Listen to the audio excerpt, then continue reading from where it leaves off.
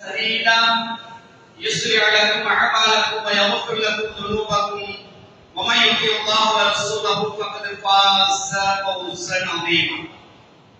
எல்லா புகழும் அல்லாஹ் ஒருவனே.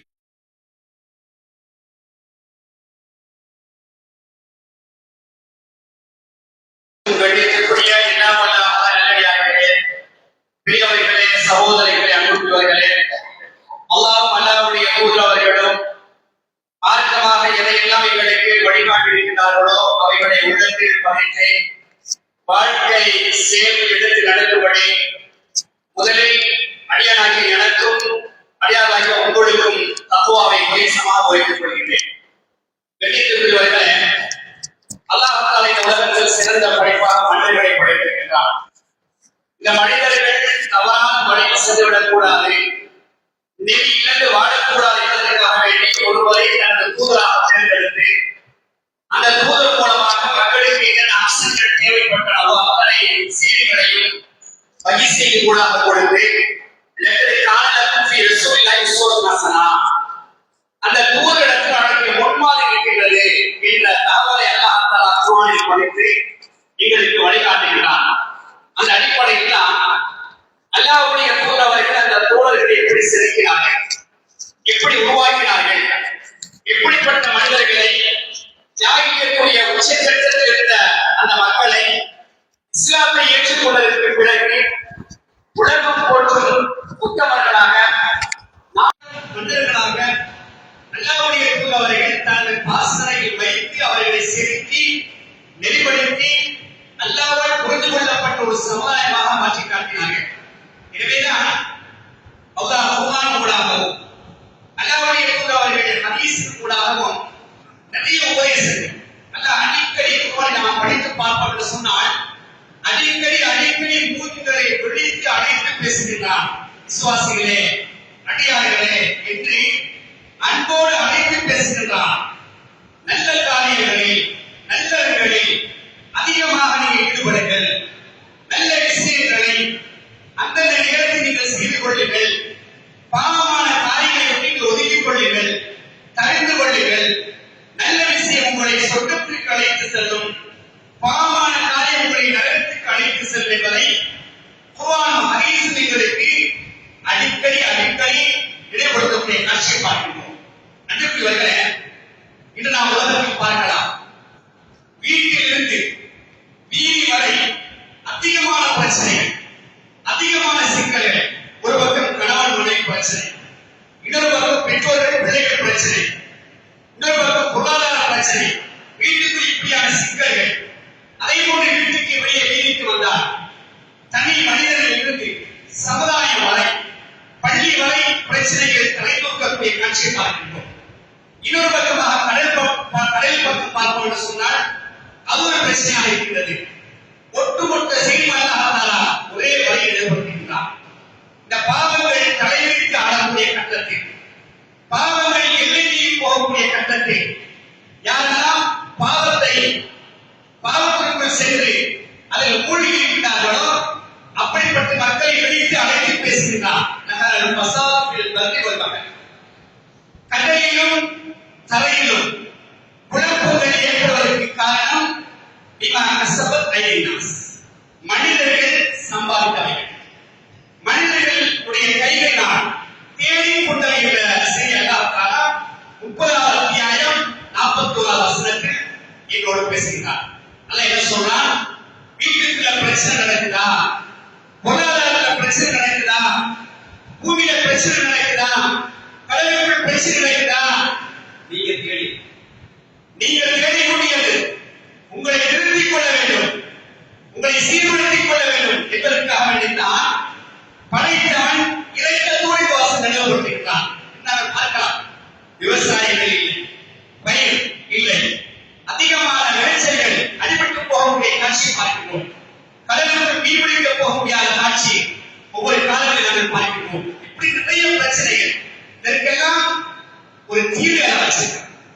தீர்வு இல்லாமல் இஸ்லாம் கிடையாது. அத்துணை அம்சங்களுக்கும் தீர்வை அல்லாஹ் தெரிய வச்சிருக்கான். என்ன தீர்வு சொன்னால், நீங்க ஏன் பக்கம் வந்துருங்க, என்னை நெருங்குங்கள், எனக்கு நன்றி செலுத்துங்கள். பயன் சகலத்தும் நீங்கள் நன்றி செலுத்தினால் சீரல்லக்கும், உங்களுக்கு நான் அதிகப்படுத்தி தருவேன். படைத்தவர் சொல்லக்கூடிய செய்தி பாருங்க, நீங்க நன்றி செலுத்துங்க, நன்றி செலுத்துங்க, நான் உங்களுக்கு அதிகப்படுத்தி தருகின்றேன். பொருளாதாரம் அதிகப்படுத்த வேண்டுமா? பொருளாதாரம் உங்களுக்கு வரவேற்பு ஏற்பட வேண்டுமா? குடும்பத்துக்கு சந்தோஷம் வேண்டுமா? பிள்ளையோட நிம்மதி வேண்டுமா? எங்கு சென்றாலும் அமைதி வேண்டுமா? ஒரே ஒரு விஷயம் நம்ம பேசலாம். நம்ம சொல்லலாம், எனக்கு நீங்க நன்றி செலுத்து. எனக்கு நீங்க நன்றி செலுத்துவதன் மூலமாக உங்களுக்கான அனைத்து தீர்வுகளை பெற்றுக் கொள்ள முடியும். படைத்த வினோதத்தினால் அல்லாஹ்வை திக்ருல்லாஹி மணினால் கொள்வோம். அல்லாஹ்வை நினைப்பதில் உள்ளங்களுக்கு நிம்மதி சந்தோஷம் எதிலே எதிரோ நிம்மதியை தேடணும். இவ்வளவு சொத்துக்கள் இருந்தால், இவ்வளவு செல்வங்கள் இருந்தால், இவ்வளவு பொருளாதாரம் இருந்தால், இப்படி வீடு இருந்தால், இப்படி வாகனம் இருந்தால், இப்படி வசதி வாய்ப்பு இருந்தால் நிம்மதியை எதிர்பார்க்கின்றோம். முதல் நிம்மதியான எங்க வச்சிருக்கான்னா, அவளுக்குள் வச்சிருக்கான், இவர்களுக்குள் வச்சிருக்கான். அங்க சரியா இருக்கு சொன்னால் வீட்டுல வளர்க்கிறது, அங்க சரியா இருக்கு சொன்னால் வாகனத்துல வளர்க்கிறது, அங்க சரியா இருக்கு சொன்னால் பொருளாதாரத்துல வளர்க்கிறது. இவாதத்தில் நாம் கோட்டை என்று சொன்னால், இவாதத்தில் நாம் அலட்சி என்று சொன்னால், அடக்க வழிபாடு விஷயத்தில் கவனீயமாக இருக்க என்று சொன்னால் நாம் நமது இலக்கை அடைய முடியாது, நமது அடைவை அடைய முடியாது என்பதைத்தான் படைத்தவர் நிலைப்படுத்துகின்றார். அதே போன்று பாருங்கள், 4வது அத்தியாயம் 147வது வசனத்துல அல்லாஹ் அழகிய முறையில் பேசினார். மா யஃபலுல்லாஹு பி அஸாபிக்கும் இன் ஷக்கரதும் ஆமன்தும். நீங்கள் ஈமான் கொண்டு எனக்கு நீங்க நன்றி செலுத்தினால் நான் ஏன் உங்களை தண்டிக்கப் போறேன்? அல்லாஹ் சொல்லக்கூடிய செய்தியை பாருங்க. ஈமான் கொண்ட நிலையில எனக்கு நீங்க நன்றி செலுத்தினால் உங்களுக்கு அதாபு வராது, தண்டனை வராது. அல்லாஹ் இங்க எதிர்பார்க்க வேண்டாம், நீங்க நன்றி செலுத்தினால் உங்களுக்கு பிரச்சனையே கிடையாது. நன்றி செலுத்தாமல் இருந்தால் பிரச்சனைக்கு மேல் பிரச்சனை வருகின்ற தகவலைத்தான் இந்த வசனத்துடைய பின்னணிகளுக்கு பாராட்டுகின்றது. இந்த வசனத்தை முடிக்கும் போது வகால அல்லாஹ் ஷாக்கிரன் அலீமா, அல்லாஹ் அதிகமாக நன்றி செலுத்த முடியும். நம்ம கொஞ்சம் செஞ்சால் அதிகம் நன்றி செலுத்துவோம். அல்லாஹ் சொல்றாங்க, நீ ஒரு சாணம் இருக்கிறாய், அல்லாஹ் ஒரு குணம் இருக்கும். அல்லாஹ் அப்படி நம்ம கொஞ்சம் அமல் செய்தால் அல்லாஹ் எங்கள் பக்கம் அவருடைய கருணை, அவருடைய அருள், அவருடைய இரக்கம் அதிகமாக அதை அத்திக்கிட்டே இருப்பான். நாம் தான் அதற்கு தயாராக, நாம் அதற்கு தயாராகும் என்று சொன்னால் அல்லாஹ்வை அவர்களுக்கு வந்து கொண்டே இருக்கும். படைத்தவர் சொல்கிறான், லுக்மான் அலைஹிஸ்ஸலாத்து வஸ்ஸலாம் அவர்களை முன்னிறுத்தி அவர் மகனுக்கு உபதேசம் செய்கின்றார். அந்த உபதேசத்தில் ஒரு செய்தியை உலக மக்களுக்கு அவர் நினைவுபடுத்துகின்றார். யார் நன்றி செலுத்துகிறாரோ, யார் நன்றி செலுத்துகிறாரோ இன்னமா யஷ்குரு நஃப்ஸிஹி, அவர் அவருக்கு தான் நன்றி செலுத்துகிறார். வல் கஃபர, யார் நன்றி கெட்டவராக நிராகரித்து நடக்கிறாரோ இன்னல்லாஹ் கனியுல் ஹமீத், அல்லாஹ் இந்த தேவைப்பட்டவர், அல்லாஹ் புகழக்கூடியவன். 31வது அத்தியாயம் 12வது வசனம் அல்லாஹ் என்ன சொல்றான்? நம்ம அல்லாஹ் சொல்றான், அமல் செய்யுங்க நன்றி செலுத்துங்கள் சொல்லிட்டு சொன்னா, இந்த நன்றி எதுக்கு தெரியுமா? என்னை மையப்படுத்தி என்னை முன்னிறுத்தி நீங்கள் செய்தாலும் அது உங்களுக்கு தான். நீங்க நன்றி செலுத்தினால் உங்களுக்கு, நன்றி செலுத்தாவிட்டால் தண்டனை, உங்களுக்கு மறுமை நீங்கள் துரதிஷ்டமாக போய்விடும் என்பதைத்தான் அல்லாஹ் சொல்றான். நன்றி என்பது அவன் யாருக்கு இருக்கிறது. இப்போ ஒரு வாப்பா அல்லது உமா என்ன செய்வாங்க, பிள்ளைக்கு அன்னைக்கு உபதேசம் செய்வாங்க. அந்த உபதேசங்களுக்கு பிள்ளையுடைய எதிர்காலம், பிள்ளையுடைய எதிர்காலத்துடைய வாழ்க்கை, உடைய எதிர்காலத்துடைய திட்டங்கள், உடைய அறிவு இப்படி அடிக்கடி பேசுவாங்க. அடிக்கடி வாப்பா பேசுவாங்க, நாங்கள் கடந்து வந்த பாதைகள், நாங்கள் சந்தித்த இடர்கள், நீங்கள் இப்படித்தான் செல்ல வேண்டும், இப்படித்தான் அமைத்துக் கொள்ள வேண்டும். பெற்றோர்கள் பிள்ளைக்கு உபதேசத்தின் மூலம் வழிகாட்டுகிறார்கள். படைத்த ரப்பை எடுத்து சொல்றான், நீ இப்படி அமைச்சு கொள்ள, உங்களுக்கு நன்றி செலுத்துங்க. நீங்க நன்றி செல்ல உங்களுக்கு தலைவராக இல்லை. என்ன பாப்பா பேசுவான், இங்க நல்லா இருக்கணும், நல்லா படிக்கணும், நல்ல இடத்துக்கு வரணும், பொருளாதாரத்துக்கு வரணும், இப்படி இந்த பதவிகளுக்கு வரணும், உங்களுடைய நலவுக்கு தான் சொன்னேன். உமாவும் சொல்லுவாங்க, பாப்பாவும் சொல்லுவாங்க, எல்லாம் தானே ரப்ப சொல்லிக்கிட்டான். நீங்க அமல் செய்யுங்கள், உங்களுக்கு நல்ல அதோட சொர்க்கம் உங்களுக்கு கிடைக்கும். நித்தியமான வாழக்கூடிய நித்திய அதிகமான இன்பங்களை அளித்தரக்கூடிய அந்த சோழத்து இன்பங்களை அனுபவிக்கக்கூடிய பாக்கியம் உங்களுக்கு கிடைக்கும். எதனூடாக? எனக்கு நீங்கள் நன்றி செலுத்துவதூடாக. அந்த அமலோடாக நீங்கள் நன்றி செலுத்தினால் உங்களுடைய பாக்கியசாலிகள் இதெல்லாம் அனுபவம். அதே நேரத்தில் அல்ல எச்சரிக்கக்கூடிய காட்சி நாங்கள் பார்க்கிறோம். யார் எனக்கு உபதேசத்தை புறக்கணிக்கின்றார்? அல்லாஹ்வை விட உலகத்தில் இலக்கமானவன் உலகத்தில் கிடையாது, மறுமையில் கிடையாது. அல்லாஹ்வுடைய 99 பேர்ல முக்கியமான என்பது அடிக்கடி நாம் சொல்லக்கூடிய ஓதக்கூடிய 2 பேர் ரஹ்மான் ரஹீம். அடிக்கடி பிஸ்மில்லாஹிர் ரஹ்மானிர் ரஹீம் சொல்லுவோம், ரஹ்மான் ரஹீம் மாலிக் யௌமித்தீன் அடிக்கடி சொல்லுவோம். உச்சக்கட்டமான இந்த உலகத்தில் உச்சக்கட்டமாக இலக்கத்துக்குரியவன் ரப்புல். ஒரு தாயை விட உலகத்துடைய உச்சக்கட்டமான பாசம் தாய் பாசம். சொல்றாங்களா இல்லையா? ஒரு யுத்தத்துல ஒரு குழந்தை ஒரு பெண் தேடுறா, பதறா, பால் கொடுக்கக்கூடிய பருவம் தடுமாறுகிறார். கடைசியில் அடைந்து அழுது ஒப்பாரை வச்சு குழந்தையை கண்டுபிடித்து விடுகின்றார். அரவணைத்து பால் கொடுக்கிறார். தோழரை பார்த்து சொல்ல கேட்கிறாங்க, அந்த பெண் இந்த குழந்தையை நரகில் வீச விரும்ப மாட்டார். சொல்லலாம், அந்த அளவுக்கு பதறினார். குழந்தையை காணவில்லை துடித்தார். எப்படி வீசுவார்? அதோட ரத்த அர்த்தமான அதோட இறக்கமானவன். நீங்கள் தவறு செய்தாலும் பாவங்கள் செய்தாலும் குற்றங்கள் செய்தாலும் உங்களை மன்னிப்பதை கொண்டு தயாராக இருக்கிறார். அப்ப சொல்றான், யாரி அடியார்களே, அல்லாஹ் மன்னிப்பான் என்ற விஷயத்தை நிராசை அடைந்துள்ளார்கள். அல்ல நிச்சயம் மன்னிப்பான். எவ்வளவு பாவங்கள் செய்தாலும் குற்றங்கள் செய்தாலும் தாராள மனப்பானுடைய மன்னிக்க அவனுடைய பேர் நம்ம அடிக்கடி சொல்லுவோம். அல்லாஹ்வுடைய பேர் எல்லாருக்கும் பாடமா இருக்கும். அல்லாஹ்வுடைய பேர் பாடமா இருந்தா தான், அந்த பொருளோட பேர் பாடமா இருந்தா தான் அல்லாஹ் யாருக்கும் தெரியும். சோ பொருளோட பேர் பாடமா இருக்கக்கூடாது. ஒட்டுமொத்த அத்தனை பாவங்களையும் மன்னிக்கக்கூடியவன், அந்த சக்தி உடையவன், பலமுடையவன் அப்படின்னு சொன்னால் மறுபடியும் ரஹ்மான் ரஹீம், இரக்கமானவன், அன்புக்குரியவன். அவன் சொல்றான், எனது உபதேசங்களை நீங்கள் புறக்கணித்து நடந்தால் நெருக்கடியான வாழ்க்கை இருக்குது. அல்ல நெருக்கடி எங்க வச்சுக்காம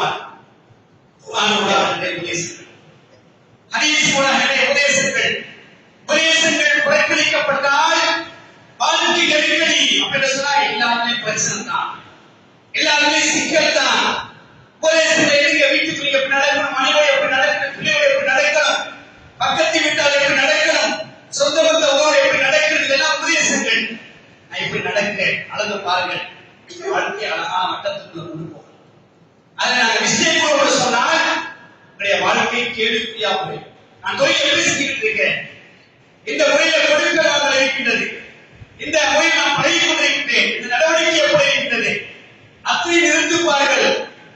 மேற்கொண்ட பார்வையை கவனியுங்கள்.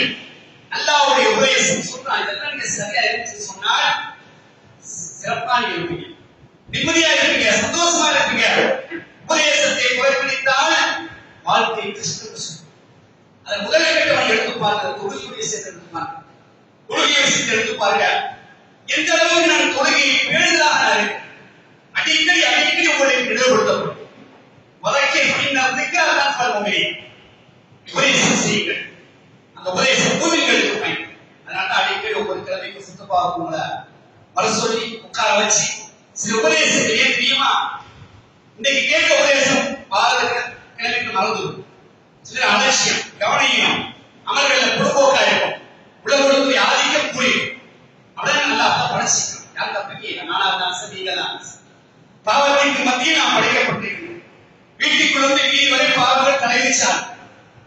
தனி அறையில் இருந்தாலும் சரி அல்லது மக்களுக்கு மதித்தாலும் சரி, பாவங்கள் தலைவிட்டாருடைய காட்சி. ஈமானில் உறுதியாக இருந்தால், கொள்கையில் தெளிவாக இருந்தால், இணையற்றத்தோடு இருந்தால் தன்னை பாதுகாக்கும்.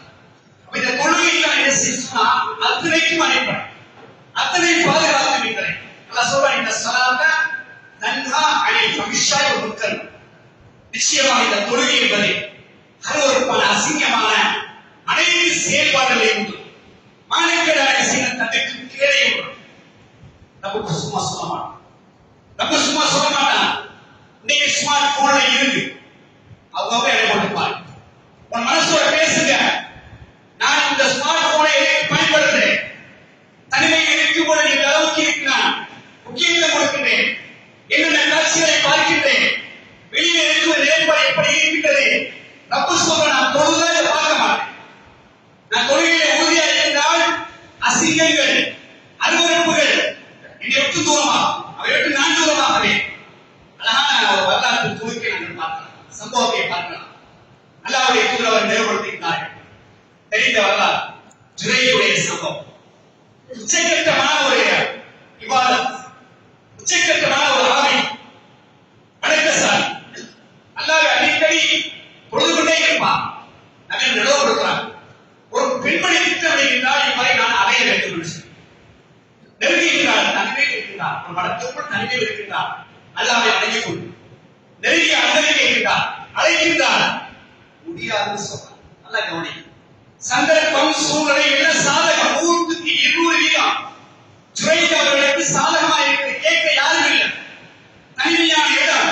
இன்னைக்கு தனிமையில நிறைய பாவம்.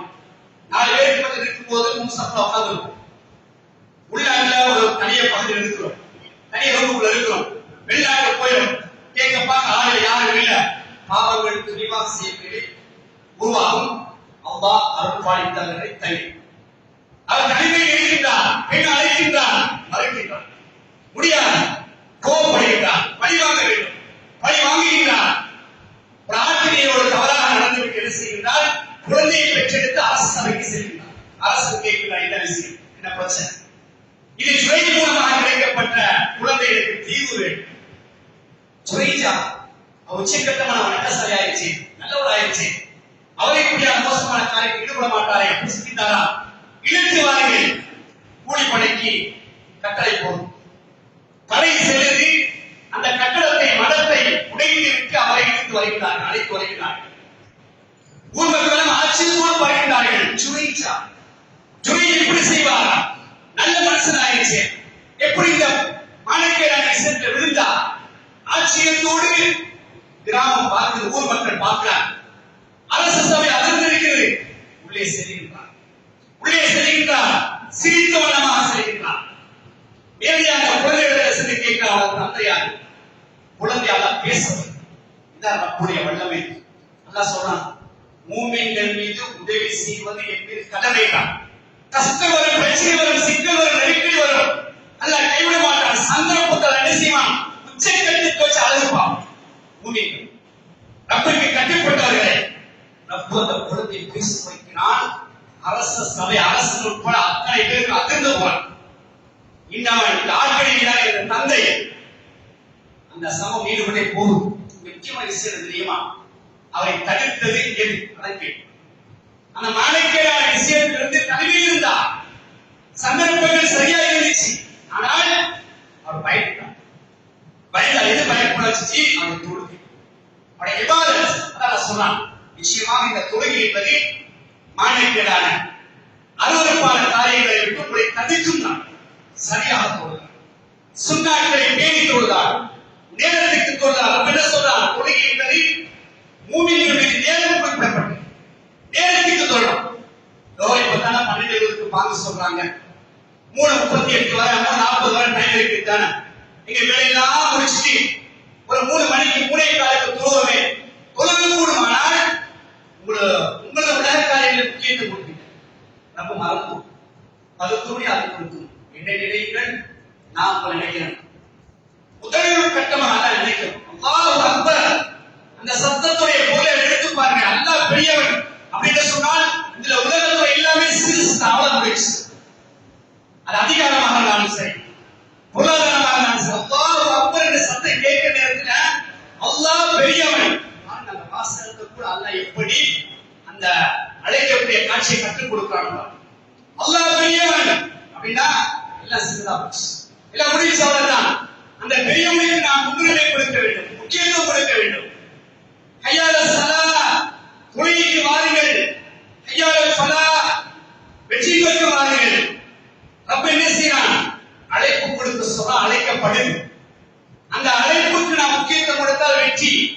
நாம் பள்ளிக்கு வரணும். யார் வரமாட்டா அதான் கேட்டா ஷைத்தான் வரமாட்டான். ஷைத்தான் வரமாட்டான். அனானி சத்தத்தை கேட்டால் விரண்டோடுவான். காட்சி விட்டவனாக விரண்டோடுவான். அதனால சில நேரத்தை பார்க்கறது நாயை போய் இடத்துல பார்க்க சொன்னான். நான் கண்ணுக்கு தெரியும், நாயக்கு தெரியும் ஷைத்தான். அவன் ஷைத்தான் தான் ஓடுவான். இங்க விட்டு பள்ளியை விட்டு ஓடுற ஷைத்தான் மூமின் அல்லாஹ் ஏற்றுக்கொண்டவர். உன்னை கேட்காம அல்லாஹ் தந்துகிட்டே இருக்கான். கேட்டுதான் கேட்காம அள்ளியது தந்துகிட்டே இருக்கான். தப்போட ரொம்ப இலட்சியமா இருக்கணும். ரப்பு சொன்ன வர்க்கமா ராக்கியி ருக்கு செய்யணும். நேரத்துக்கு தொழுது பாரு. அந்த நேரத்துக்கு முக்கியத்துவம் கொடுங்க. ரசூலுல்லாஹ் கேட்கிறாங்க, ஐயா அமல் அஃபல் யா ரசூலல்லாஹ், அமல்களில் சிறந்தது எது கேட்கும்போது என்ன சொன்னார்கள்? அஸ்ஸலாத்தா நீ பக்தியா. அந்த நேரத்துல தொழுது சொல்றது 12 மணி கரான சொல்றது. அந்த நேரத்துல தொழுவாரா உச்சக்கட்டமான சிறப்பு.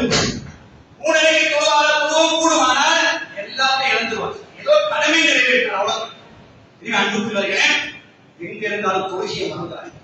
இந்த தொழுகையின் மூலம் தான் நீங்க ரப்ப நெருங்குவீங்க. என்ன சொன்னாங்க? நீங்க சப்ல நிக்கிற நேரத்துல முன்னுக்கு நிக்கிற நேரத்துல ரப்பு உங்களை கவனிச்சுட்டு இருக்காங்க. அடிப்புல தொழுவ பண்ணாங்க. ரப்பு உங்களை பார்த்துக் கொண்டிருக்கின்றான் அல்லது நீங்கள் ரப்பை பார்த்துக் கொண்டிருக்கிறீர்கள். அல்லாஹ்வுக்கும் அடியானுக்கும் உள்ள நேரடியான ஒரு தொடர்பு தொழுகையினூடாக உயிரோட்டமாக நாம் அதை அமைத்துக் கொள்வோம் என்று சொன்னால் வாழ்க்கை சுபிட்சமா. அந்த நேரத்தை தொழுது பார்க்கக்கூடிய சந்தோஷம். நீங்க அசர் ஜமாத்தோடு தொழுது மாஷாஅல்லாஹ், மாலைவனா ஜமாத்தோடு தொழுது அல்ஹம்துலில்லாஹ், ஃபஜ்ர் தொழுகை ஜமாத்தோடு தொழுது இவ்வளவு பெரிய உச்சக்கட்டமான ஒரு நிம்மதி. அல்லாஹ் பேசுறான்.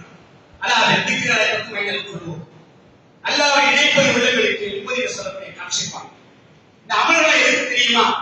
எங்களை அறியாமல் செய்யக்கூடிய ஒவ்வொரு தவறுகளுக்கும் பாவங்களுக்கும் பரிகாரமாக வச்சிருக்கோம். பாவங்களை பொறுத்தவரை நம்ம ரப்பட்ட கேட்கிறோம், யாரான பாவத்தை செஞ்சிட்டோம்னு சொல்லி. சில நேரங்களில் சில பாவத்தை செஞ்சுட்டு கடந்து போயிட்டே இருக்கும். ரப்பட்ட கேட்க மாட்டோம், ரப்பு மன்னிப்போம். நம்ம ரப்பட்ட கேட்கல, ரப்பு மன்னிப்பான். ஒவ்வொரு அமல்களும் ஊடாக அல்லாஹ் குர்ஆன் சொல்றான், இன்னல் ஹஸனாத்தி யுذிஹிபுன ஸய்யிஆத், நிச்சயமாக நல்லவர்கள் பாவங்களை போக்கிவிடும் என்று சொல்லக்கூடிய செய்தியை ரப்ப பேசுறான். 11வது அத்தியாயம் 114வது வசனத்தில் பேசக்கூடிய செய்தியை பார்ப்போம். அதனால முடிக்கும் பொழுது ذَلِكَ ذِكْرَى لِلذَّاكِرِينَ, நினைவு பெறுவதற்கு நல்ல உணர்வு பெறுவதற்கு இது ஒரு அழகிய உபதேசம். எது? நல்லவர்கள் பாவங்களை அழிச்சு. இப்ப நீங்க ஒரு சிந்தித்து வந்தீங்க, ஒட்டுமொத்த சிறிய பாவம் மன்னிக்கப்படும். இந்த ஹதீஸ் நீங்க அந்த இடத்துல பாவம் மன்னிக்கப்படும் நினைச்சீங்களா? நினைக்கிற ரப்பு நினைக்கிறான். உங்களை சுத்தப்படுத்த வேண்டும், உங்களை புனிதமாக ஆக்க வேண்டும். ஒவ்வொரு ஒளிவின் மூலமாக சொல்றா இல்லையா? கையை கழுவும் போது அந்த நெருப்பின் வழியாக இறுதி சொட்டு வழியாக என்ன செய்து பாவங்கள் அப்படியே வெளியே போகுதுன்னா நீங்க கேட்டீங்களா? நம்ம கேட்கமா? இல்ல. ரப்புடைய கருணை, ரப்புடைய இறக்குமதி. முகத்தை கழுவும் போது கண்களால் பாதிக்கப்பட்ட பாவங்கள் அப்படியே நீரோடு நீராக அப்படியே கரைந்து போகுது, அழிக்கப்படுது. நம்ம கேட்கமா? இல்ல. ரப்பு எங்களுடைய இரக்கம், அன்பு. காலை கழுவும் போது பாவத்துக்காக நடந்த பாவங்கள் அப்படி அழிக்கப்படுது. ஒவ்வொரு அமலுக்கும் ஒவ்வொரு எட்டுக்கும் அல்லாஹ் தஆலா அப்படி நன்மைகளை அள்ளி வழங்கியிருக்கிறான். நல்லதை அதிகப்படுத்தியிருக்கிறான். பாவங்களை மன்னிச்சுட்டே இருக்கிறான். அடிப்படை அமல். இந்த அமல்களை நாம் சரியாக அமைத்துக் கொள்வோம் என்று சொன்னால் நிச்சயமாக நாங்கள் பாக்கியசாலி. அதே போல அன்புக்குரியவர்களே, இன்னைக்கு பாருங்க, குர்ஆன் ஓதக்கூடிய விஷயம் அப்படி ஆகிவிட்டது. உங்களோட வீட்டுக்கு அப்படியே கொஞ்சம் போகும். ஒரு வீட்டுல குர்ஆன் வந்து எவ்வளவு நாட்கள் ஆயிடுச்சு? ஒரு காலம் வந்துச்சு. ஆரம்ப காலங்கள்ல மகரிபை கொடுத்தா வீடுகள்ல சத்தமா குர்ஆன் ஓத, பிள்ளைகளுடைய சத்தங்கள் பிரியமுடைய குர்ஆன் ஓதக்கூடிய அமைப்புகள் இன்றைக்கு மிக மிக மிக குறைவு. அல்லாஹ் அருள்பாலித்த வீடுகளை தனிய திரும்பி பாருங்க. வீட்டை எங்க வீட்டுல இந்த அளவுக்கு குர்ஆன் ஓதப்படுது, இந்த அளவுக்கு குர்ஆனுக்கு முக்கியத்துவம் கொடுக்கப்படுது. இந்த குர்ஆனை பொறுத்தவரை அல்லாஹ் தஆலா குர்ஆனை பேசும் பொழுது இன்னஹு லஅஃலாஹு வ ரஹ்மத்துல் லில் முஃமினீன், நிச்சயமாக இந்த வேதம், இந்த குர்ஆன் உங்களுக்கு நேர்வழி. முதலாவது சொன்னா இந்த குர்ஆனுக்கு நேர்வழி. குர்ஆன் உரை நேர்வழி. வெளிப்படுத்தும். நேர்வழி பற்றி அழைத்து செல்லும். வரஹ்மத்துல் ஆலமீன், வரஹ்மத்துல் மூமினீன், மூமின்களுக்கு அருள் ரஹ்மத்து தான். எது? குர்ஆன். அது எங்களுக்கு பக்கத்துல தந்திருக்காங்க. குர்ஆன் தந்திருக்க எல்லா இடங்களிலும் குர்ஆன் இருக்கு. சும்மா இருந்த பரக்கத்தெல்லாம் கிடையாது. சும்மா வச்சுக்கிட்டு இருந்த பரக்கத்து இல்ல. அதை வாழ்க்கையில கொண்டு வரணும், ஓதணும். அவருடைய உபதேசங்களை வாழ்க்கையில கொண்டு வரணும். எத்தனை வீடுகள் நம்ம ஓதும் கட்டாய பாடமாக அமைச்சு கொடு. மாறி பொதுத்தீங்களா? அந்த சந்தி இந்த சந்தி, அந்த ரோடு இந்த ரோடு இருக்காது. வீட்டை உட்காந்து ஒரு 10 நிமிஷம் 15 நிமிஷம் குர்ஆன் எழுத சத்தமா ஓதுங்க. மனைவியை ஓத சொல்லுங்க, பிள்ளைகளை ஓத சொல்லுங்க. ஒரு 15 நிமிஷம் 20 நிமிஷம் மலைக்கு வார சூழ்ந்திருக்கக்கூடிய காட்சியை உருவாக்குங்க. வீட்டுக்குள்ள அல்லாஹ்வுடைய அருள் இருக்கக்கூடிய ஒரு நிலையை உருவாக்குங்க. சொன்னோம்னா இல்லையா? குர்ஆன் ஓதக்கூடிய இடத்துல அல்லாஹ்வுடைய ரஹ்மத் இருக்கு. விரும்புங்க.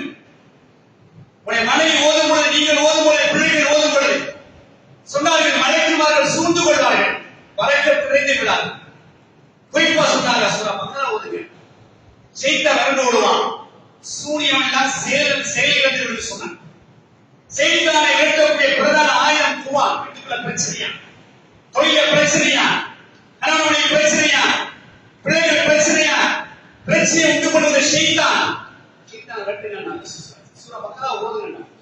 ஒரு நாளைக்கு ராஜு டெய்லி ஒரு கிழமையில ஓதி முடிக்கிறது, 2 கிழமையில ஓதி முடிக்கிறது. விரட்டுங்கள் ஷைத்தானை. ஷைத்தானை தூரமாக்கினா நாம் தூய்மையாக இருக்கும். நல்ல விஷயங்கள்ல அழகான முறையில் செய்வோம். அந்தந்த நேரத்தில் ஈடுபடக்கூடிய ஒரு அமைப்பு உருவாகும். அதிகமா குர்ஆன் ஓதுங்க. இதுதான் மறுமைக்கு வாக்குறுதி. மறுமை எப்படி பயங்கரமா இருக்கும்.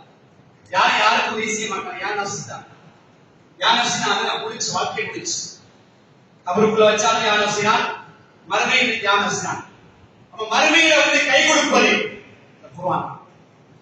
சொன்னாங்க இக்ராவுல் குர்ஆன் ஓதுங்க. இன்னவை யகி யௌமல் கியாமத்தி ஷஃபீல் அஸ்ஹாபினா. இந்த குர்ஆன் மறுமையில வந்து அதை ஓதியவர்களுக்காக மன்றாடுங்க. எவ்வளவு நாங்கள் பயன்படுத்துறோம் குர்ஆன். இவ்வளவு சொத்து இருந்தா, இவ்வளவு செல்வம் இருந்தா தேடுங்க, அது பிரச்சனை இல்லை. லட்சமா தேடுங்க, கோடி கோடியா தேடுங்க, கடையே கிடையாது. இஸ்லாம் வரவேற்கும். பொருளாதாரத்துல உச்சத்தை போல வரவேற்குது. இல்லை இல்லை, ரப்ப மறந்துடாதீங்க. அந்த வட்டத்துக்குள்ள தேடு. அது போல உச்சகட்டமான குர்ஆன் நம்ம பயன்படுத்தினால் உச்சகட்டமான பாக்கியம் மறுமையில கிடைக்கும். சூரியனை பக்கத்துல கொண்டு நிறுத்துவான். யாருக்கு உதவி செய்ய முடியாது. நபிமார்களை கைவிட்டு விடுவார்கள். அந்த நேரத்தில் அந்த உலகத்தில் அந்த போது குர்ஆன் வந்து பேசுன்னு சொன்னால் இந்த சந்தர்ப்பங்களை பயன்படுத்திக் கொள்ளும். அதே போல காலை மாலை அதுக்காக போடுவோம். நம்ம செய்யணும். ஏதோ துறைக்கு வர சுமலாதிக்கு அல்லாஹ் தஆலா நேர மஸ்து ஓடத்தை பாக்கியமா சுன்னத்து கூட தொழாம வெளியே போகக்கூடிய காட்சியை பார்க்கணும். நிறைய குர்ஆன் நபிமார்களை மையப்படுத்தி நிறைய வசனம் பேசுவோம். காலையிலும் மாலையிலும் ரப்பை நீங்கள் நினைவு கூறுங்கள். காலையிலும் மாலையிலும் அல்லாஹ்வை தஸ்பீஹ் செய்யுங்க, திக்ர் செய்யுங்க. நிறைய பேசலாம். முன்மே பார்த்து பேச நிறைய திக்ர் செய்யுங்க. லஅல்லக்கும் துஃப்லிஹூன், நீங்கள் வெற்றி பெறுவதற்காக. அதே மாதிரி நல்லா சொல்றேன். நீங்க திக்ர் செய்யுங்க, தஸ்பீஹ் செய்யுங்க. ஏன் செய்யணும்? நீங்கள் வெற்றி பெறுவதற்காக. சும்மா அவரை செய்ய சொல்லுங்க. அந்த மூடாக அன்பு கிடைக்கும், இரக்கம் கிடைக்கும், உதவி கிடைக்கும், பாதுகாப்பு கிடைக்கும். நீங்கள் வெற்றி பெறுவீர்கள். அதை குறிப்பா அல்லாஹ் சொல்றாங்க, வஸபிஹ் பிஹம்தி ரப்பிக. ரப்பை நீங்கள் தஸ்பீஹ் செய்யுங்க. கபல துவை ஷம்சி, சூரியன் உதயமாவதற்கு முன்னால். கபல உதுவி, சூரியன் மறைவதற்கு முன்னால். 50வது அத்தியாயம் 39வது வசனம். ஹஜ்ஜத் தொழுகைக்கு வாரம். ஹஜ்ஜத் தொழுகை முடிச்சாச்சு. தொழுகைய அதிகாரிகள் சம்பந்தப்பட்ட தஸ்பீஹ் செய்ய முடிச்சாச்சு. 10 நிமிஷம் பள்ளியில் உட்கார்ந்து காலை ஓதக்கூடிய அதிகாரிகள் திக்ரில் என்ன செய்யுங்க சொல்லுங்க. காலை மாலை ஓதக்கூடிய அதிகாரிகள் என்ன செய்யுங்க அடிச்சுட்டு தொங்க போடுங்க. தொழுகைக்கு ஓதக்கூடிய அதிகாரிகள் போல யார் சரி முன்னுக்கு நாள் செய்யுங்க. ஃபஜ்ர் தொழுகை பேசி சதக்கத்தோ ஜாரியா அமையும். யார் முன்னுக்கு பாருங்க சதக்கத்தோ ஜாரியா அமையும். மூளைமாட்டை கேட்க என்ன அதிகாரிகளுக்கு என்ன திக்ரு அதை நீங்க தொங்க போட்டீங்கன்னா ஃபஜ்ர் தொழுகைக்கு அரசியல் பார்த்து போதும். காலத்துக்குள்ள பாடமாய் அல்ஹம்துலில்லாஹ். சூரியன் உதயமா முந்தி அல்லாஹ் தஸ்பீஹ் செய்ய சொன்னாங்க. செஞ்சு கேட்க சந்தோஷம். அந்த குர்ஆன் வசனத்துக்கு நான் உயிரோட்டம் கொடுத்தேன். அந்த குர்ஆன் வசனத்தை நடைமுறைப்படுத்தி எவ்வளவு பெரிய உச்சக்கட்டமான சந்தோஷம். அஸ்ஸலாத்து அலைக்கும் அவசரப்படாது. தொழுகையோடு சம்பந்தப்பட்ட திக்ரை செஞ்சுட்டு தஸ்பீஹ் செஞ்சுட்டு ஒரு 5 நிமிஷம் 10 நிமிஷம் உட்காருங்க. மாலை நேரத்தில் ஓதக்கூடிய அதிகாரிகள் அதேதான் சொல்லுது. உள்ளத்துல சந்தோஷம். சூரியன் மறைவதற்கு இடையில நான் இந்த தஸ்பீஹா செஞ்சிருக்கேன்.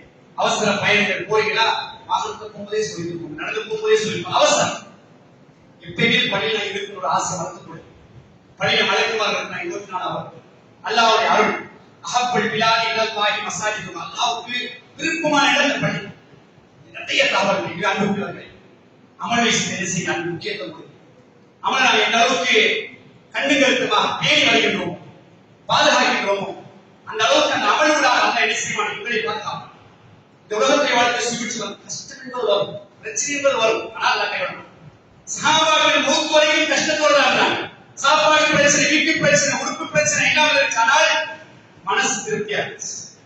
ஏழை வறுமையுடைய உச்சகட்டம், வறுமையில் சிவப்பு சொல்வாங்க இல்லையா, அந்த உச்சம், வறுமையில உச்சத்தை சந்தித்தார்கள். ஆனால் ஒவ்வொரு தோழர்களும் தோழிகளும் நிம்மதி சந்தோஷம் அந்த அளவுக்கு பேசினார்கள், உச்சத்தில் இருந்தார். எதனூடாக? தொழுகையை அவர்கள் கூட அல்லாஹ்வுடைய தூதர் மௌத்தா போகக்கூடிய கட்டம், உயிர் வாங்கக்கூடிய கட்டம், காலம் நெருங்கிடுச்சு, நேரம் நெருங்கிடுச்சு, தொழுகை நேரம் நெருங்கிட்டு வரும், எழுத முடியாது, நடக்க முடியாது. சஹாபாக்கள் பணியில உட்கார்ந்து எதிர்பார்த்து கவலையோடு இருக்காங்க. அல்லாஹ்வுடைய தூதர் இன்னும் வரல யாரை விட்டுட்டு அனுமதி இல்லை என்று ஏற்று கேட்க கடைசி கட்டத்தில் இருக்கிறாங்க. ஆயிஷா தோழர்கள் தொழுதுட்டாங்களா இல்லையா குளிர்கிறார்கள், துணைக்கு எழுப்புறார்கள். நான் எப்படி இருக்கின்ற நிலையை மறந்து எழுப்புறாங்க. அப்படி தலை சுற்றி மயக்கப்பட்டு கீழே விழுந்துறாங்க. திருப்பி பேசுறாங்க, தண்ணியை தெளிச்சு ஒளிச்சு பார்ப்பதை கேட்கிற முதல் கேள்வி, ஆயிஷா தொழுதுட்டாங்களா? இவ்வளவு பாருங்க, கடைசி கட்டத்திலும் கூட தொழுகையை விட்டுவிடக் கூடாது, தொழுகையோடு இருக்க வேண்டும், தொழுகையோடு இந்த நிலை முடிய வேண்டும் என்ற வழிகாட்ட பாருங்க. 2 தோழர்கள் வரவழைக்கப்பட்டு என்ன செய்கிறார்கள்? அந்த தோழருடைய 2 தோள் பிள்ளைகளை அனைத்தவராக பள்ளிக்கு செல்றாங்க. அந்த ஹதீஸ்ல ஆயிஷா நாய் அழைக்கிறாங்க. அல்லாஹ்வுடைய தூதர் அந்த 2 தோழர்களையும் தோள்களை பிடித்து நடந்து செல்வார்கள். அச்சுத்துக்கா தூக்கி செல்லப்பட்டார்கள். நபியுடைய கால் அப்படியே உரசி கொண்டே சென்ற இந்த காட்சியை நாங்கள் புகார்ல பார்க்கிறோம் சொன்னால், அன்புக்குரியவர்களே, நான் முஸ்லிம் நேசிக்கிறேன் நபியாவை சொல்றமா இல்லையா? நபியாவை நேசிக்கின்றேன், நபியாவை விரும்புகின்றேன். அந்த அளவுக்கு நபியாவை பாச வைத்தேன் என்று சொன்னால் அமல்கள் நடைமுறை இருக்க என்பதைத்தான் அல்லாஹ்வுடைய தூதர் வழிகாட்டுறாங்க. எதையெல்லாம் மார்க்கமாக படித்தோமோ, கேட்டோமோ, விளைகிறோமோ அதெல்லாம் உள்ளத்தில் பதித்து வாழ்க்கை நடைமுறைப்படுத்துவதற்கு படைத்தவன் தௌஃபீக் செய்வார்.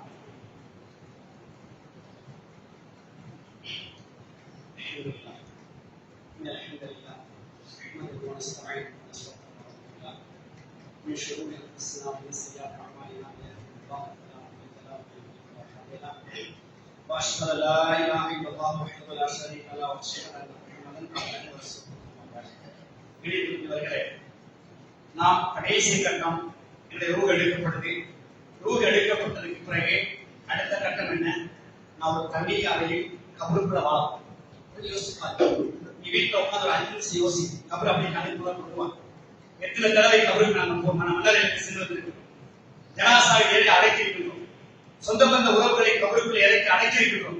கொஞ்சம் கபர் அங்கே ஒரு கற்பனை நினைச்சுப்பாங்க, நான் இப்ப கபருக்குள்ள இருக்கேன், பழைய வச்சு மூடிட்டாங்க, மண்ணை போட்டுட்டாங்க, இப்ப எப்படி இருக்கு சிரிச்சுப்பாங்க. நல்லா விசுவாசமா அடிக்கடி மௌத்த நினைக்கலாம், அடிக்கடி மன்னர்களுக்கு பாருங்க. அந்த நினைவுகள் கண்டுக்குள்ள வந்து கொண்டே இருக்க வேண்டும். எனக்கு மௌத்து எப்படி வரும், எந்த நேரத்தில் வரும், எந்த நிலையில் வரும் யாருக்கும் தெரியாது. எதிர்பார்க்கும் இப்படியே வரலாம், எந்த நிலையில் வரலாம். இந்த அமர்களை முன்வை சின்ன செய்யணும். இந்த கபருக்குள்ள அப்படியே போய் பாருங்க, பயங்கரமா. அந்த கபரை நாம் பாதுகாப்பாக என்று சொன்னாள் சொன்னாங்க. எத்துக்கு மையத்து சலாம் ஜனாசாவை 3 விடைகள் பிடித்தோம். அவளுக்கும் வாழுக்கும் அமலுக்கும் அவருடைய அமல்கள், அவருடைய சொத்துக்கள், அவருடைய குடும்பம் எங்கேயோ இஸ்லாம் 2 திரும்பிவிடும். மகளுக்கும் வாழும் அவருடைய குடும்பம் திரும்பிவிடும், அவருடைய செல்வம் சொத்துக்கள் தங்கிவிடும். பயபுத்தாவாகி ஒன்று மட்டும் தங்கும் அமல்னு சொன்னாங்க. பார்க்கணுமா இல்லையா? சொந்தங்கள், பந்தங்கள், உறவுகள், பக்கத்து வீடு, நண்பர்கள் எல்லாம் போற பயவடி அப்படியே அடக்கிட்டு துவா கேட்டு வந்தோம். யாரும் கபருக்குள்ள நான் போறேன், என் நண்பன், என் கணவர், என் மனைவி, என் உமா, என் பிள்ளை, யாரும் கபருக்குள்ள போமாட்டேன். கவலை அப்படியே வந்து துவா கேட்டு அதான் சொல்றாங்க, உங்களை நின்றுவாங்க. இதுவரைக்கும் இந்த சந்தித்த சம்பாதித்த சொத்துக்கள், செல்வங்கள் ஆயிரங்கள், லட்சங்கள், ஆயிரங்கள், கோடியா இருக்கலாம். நம்ம எதை கொண்டு போறோம்? துணை பாதுகாப்பியது, சொன்னாங்க அமல்னு சொன்னாங்க. இந்த அமல் என்ன செய்யும்? உங்களுடைய கபல வந்து உச்ச